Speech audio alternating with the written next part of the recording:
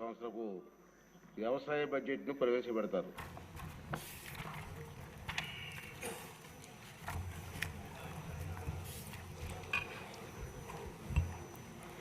ఇరవై 24-25 వ్యవసాయ బడ్జెట్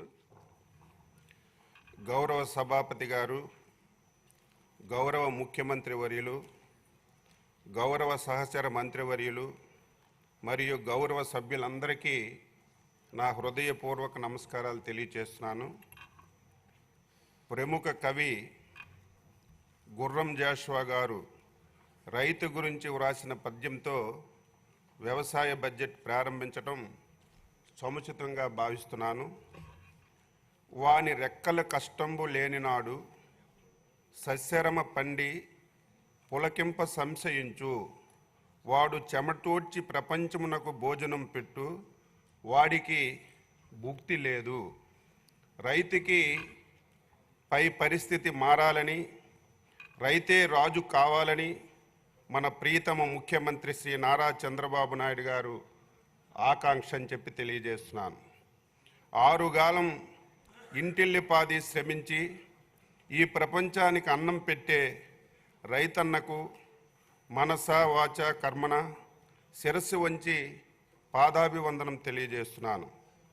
నడి సముద్రంలో గమ్యము లేని దిశగా కొట్టుకుపోతున్న నావకు సుక్కాను వలె అంధకారమనే అగాధంలో పడిపోతున్న ఆంధ్ర రాష్ట్రానికి దిశానిర్దేశం చేసే దక్షత, దార్శనికత కలిగిన నాయకుడు కావాలని, ఇటు సంక్షేమం అటు అభివృద్ధి సమదృష్టితో రాష్ట్రాన్ని ముందుకు తీసుకెళ్ళగలిగే నాయకుడు కావాలని, ప్రజలు సరైనటువంటి సమయంలో సరైనటువంటి నిర్ణయం తీసుకొని అభ్యుదయ పరిపాలన రీతికి, రాజనీతజ్ఞతకి నిలువెత్తు నిదర్శనమైన మన ప్రీతమ నేత చంద్రబాబు గారిని ముఖ్యమంత్రిగా గెలిపించుకున్నారు. ఇంతట ఘన విజయం అందించినటువంటి రాష్ట్ర ప్రజలు రుణం తీర్చుకునేందుకు మనందరం నిరంతరం కష్టపడాలని మన ముఖ్యమంత్రి గారు మాకు పదే పదే చెబుతుంటారు. అధ్యక్ష, వ్యవసాయ శాఖ గ్రామీణ ప్రాంతాలు వెలుగు నీలుతూ రైతు కుటుంబాల్లో సంతోషం నింపాలంటే వ్యవసాయానికి నిర్దిష్ట ప్రణాళిక అవసరమని దివంగత వ్యవసాయ శాస్త్రవేత్త భారతరత్న డాక్టర్ ఎంఎస్ స్వామినాథన్ గారు సూచించారు.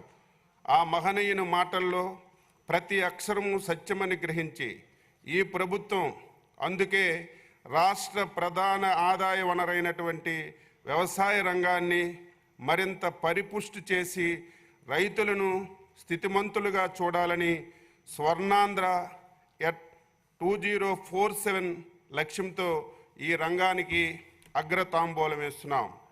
దేశానికి అన్నపూర్ణ పేరుగాంచినటువంటి మన ఆంధ్రప్రదేశ్ రాష్ట్ర ఆర్థిక వ్యవస్థకు వ్యవసాయ రంగం వెన్నుముక వంటిది. ఆంధ్రప్రదేశ్ రాష్ట్రంలో 62% జనాభా వ్యవసాయం అనుబంధ రంగాలపై ఆధారపడి జీవిస్తున్నారు.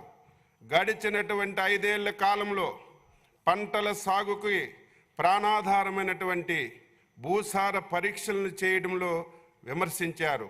పంటల దిగుబడికి కీలకమైనటువంటి సూక్ష్మ పోషకాలను, అలాగే చిన్నకారు రైతులకు అత్యంత అవసరమైనటువంటి వ్యక్తిగత పనిముట్లను రాయితీపై అందించలేదు. రబీ కాలంలో పంటలు నష్టపోయినటువంటి రైతులకు పంటల బీమా సాయంతో అండగా నిలవాలన్నటువంటి బాధ్యతను గత ప్రభుత్వం గాలి కొదిలేసింది.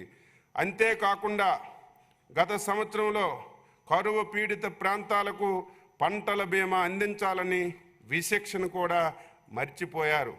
మన సంకీర్ణ ప్రభుత్వం అధికారంలోకి వచ్చినటువంటి 100 రోజుల్లో రైతు అభ్యున్నతే ప్రధాన లక్ష్యంగా భావించి వ్యవసాయ శాఖకు సంబంధించి భూసార పరీక్షా పత్రాలు జారీ, పొలం పిలుస్తుంది, డిజిటల్ వ్యవసాయంలో భాగంగా ఫార్మర్స్ రిజిస్ట్రీ ఏర్పాటుకు చర్యలు, పంట సాగులో డ్రోన్ వినియోగంపై అవగాహన మరియు శిక్షణ, కౌలు రైతులకు గుర్తింపు కార్డులు పంపిణీ చేశాం. ఆగస్టు సెప్టెంబర్ నెలలో రాష్ట్రాన్ని కుదిపేసినటువంటి వరదల్లో పంట నష్టపోయినటువంటి రైతులకు పెట్టుబడి రాయితీ సహాయాన్ని పెంచడమే కాకుండా నెల రోజుల్లోనే బాధిత రైతులందరికీ నేరుగా సొమ్ము అందించడానికి కంటి మీద కునుకు లేకుండా శ్రమించి అండగా నిలిచారు మన ముఖ్యమంత్రి గారు.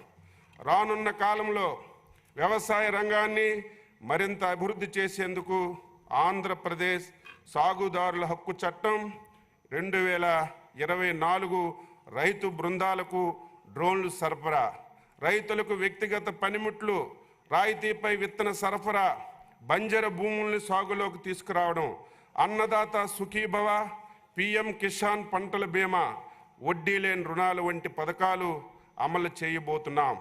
2024-25లో వ్యవసాయ శాఖలోని రైతు సంక్షేమం మరియు అభివృద్ధి కార్యక్రమాల కోసం ఈ బడ్జెట్ను ప్రవేశపెడుతున్నాం. భూసార పరీక్ష ఫలిత పత్రాలు. పంటల దిగుబడికి భూసారమే కీలకం. రైతు తన పొలంలో మట్టి సారం, పోషక లోపాలు తెలిస్తేనే ఏ కాలంలో ఏ పంట సాగు చేయాలో తెలుస్తుంది. ఇలా మట్టి నమూనాలను విశ్లేషించి ఆ మట్టిలో పోషక లోపాలను తెలియజేసి మంచి దిగుబడి సాధించడానికి తీసుకోవలసినటువంటి చర్యలను ఈ భూసార పరీక్ష ఫలిత పత్రాల ద్వారా సూచిస్తాయి. వీటికి ప్రాధాన్యతను గుర్తెరిగి తిరిగి మళ్ళీ ఈ సంవత్సరం యుద్ధ ప్రాతిపదికన ఎస్హెచ్ఈలు పంపిణీ చేయడానికి రాష్ట్ర ప్రభుత్వం విధానపరమైనటువంటి నిర్ణయం తీసుకుందని చెప్పి తెలియజేస్తున్నాను. 2024-25 4.5 లక్షల మట్టి నమూనాలు విశ్లేషణకు 18.35 కోట్ల లక్ష్యంగా ఇప్పటి వరకు 4.15 లక్షల నమూనాలు సేకరించాం. 1.21 లక్షల నమూనాలు విశ్లేషించి 79,000 మట్టి నమూనాలకు ఎస్హెచ్సి జారీ చేశాం.